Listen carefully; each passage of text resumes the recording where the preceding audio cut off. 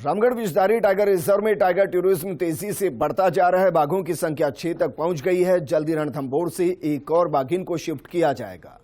यहां पर दिल्ली के चिड़ियाघर और घना पक्षी विहार से चीता लाकर छोड़े गए। जल्दी को रूट खोलने को लेकर भी तैयारी की जा रही है। रामगढ़ विषधारी टाइगर रिजर्व में टाइगर टूरिज्म की तैयारियों का जायजा लिया एसोसिएट एडिटर निर्मल तिवारी ने। प्रदेश का चौथा टाइगर रिजर्व रामगढ़ विषधारी, बूंदी जिले के रामगढ़ विषधारी का जो वन क्षेत्र इतना सुरम्य है कि यहाँ का फ्लोरा और फौना देखते ही बनता है। वन और वन्यजीव संरक्षण के काम यहाँ बहुत तेजी से हो रहे हैं और ये ऐसा एकमात्र टाइगर रिजर्व है प्रदेश का जो जहाँ बनने के तुरंत उसकी अधिसूचना जारी हुई। अधिसूचना जारी होने के बाद वहां पर बाघ का पुनर्वास भी कर दिया गया। यहाँ क्योंकि एक बाघ पहले से ही जो T115 था, जो RVT1 है, वो खुद चलकर आया था रणथंभौर से। उसके बाद RVT2 को यहाँ पर छोड़ा गया। दोनों का पेयर बना, ब्रीडिंग की, 3 उनसे शावक भी हो। उसके बाद एक नई टाइग्रेस को भी यहाँ छोड़ा गया।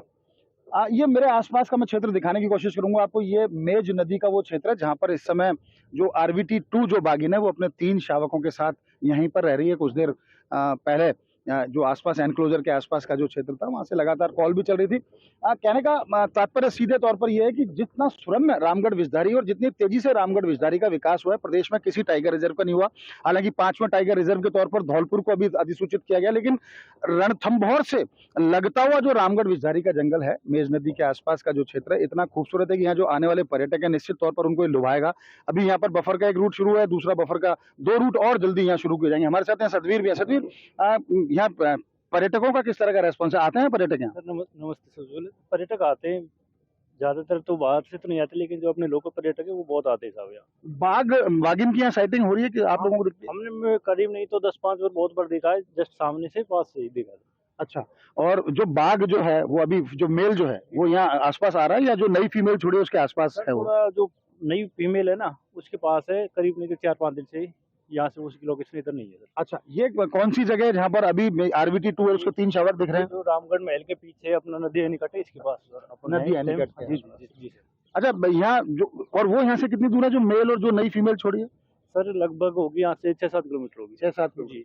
तो देखिए, मतलब कहने का मतलब सीधे तौर पर यह है कि रामगढ़ विषधारी जो टाइगर रिजर्व है, यहाँ प्रकृति का हर वो सौंदर्य मौजूद है जिसकी कल्पना अपने जेहन में लेकर पर्यटक आता है। निश्चित तौर पर वाइल्ड लाइफ टूरिज्म यहाँ अपने चरम पर पहुंचेगा।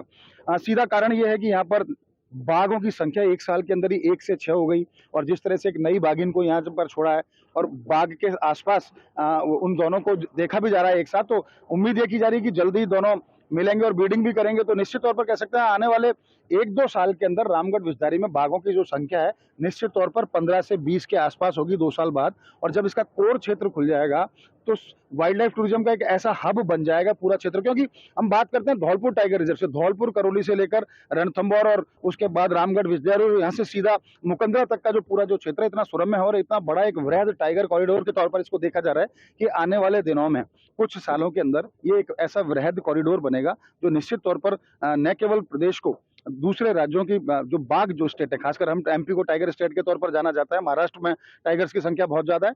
भले ही पहली बार राजस्थान के अंदर बाघों की संख्या 100 के पार पहुंचे, लेकिन जिस तेजी से विकास हो रहा है टाइगर रिजर्व्स का, खासकर राजस्थान की हम बात करते हैं, तो निश्चित तौर पर माना जा सकता है कि आने वाले 2-3 सालों के अंदर राजस्थान के अंदर भी बाघों की संख्या 200 से ज्यादा होगी और रामगढ़ विषधारी का उसमें अहम योगदान होगा। निर्मल तिवारी, फर्स्ट इंडिया न्यूज।